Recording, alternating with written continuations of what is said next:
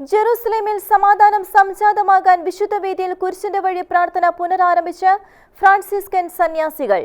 Francis മാർപ്പാപ്പ ആഹ്വാനം ചെയ്ത പ്രാർത്ഥനയുടെയും പ്രായശ്ചിത്തത്തിന്റെയും ഉപവാസത്തിന്റെയും ദിനത്തിലാണ് കുരിശിന്റെ വഴി പ്രാർത്ഥന പുനരാരംഭിച്ചത്.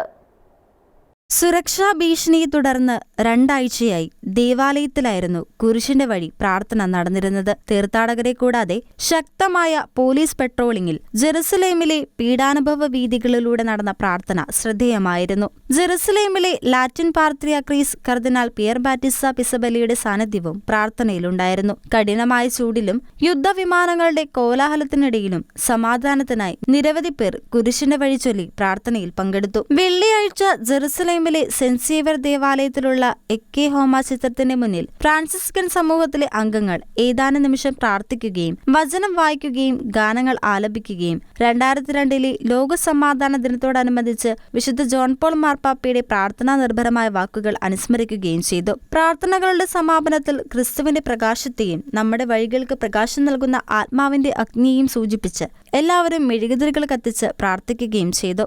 International desk Shekinah news.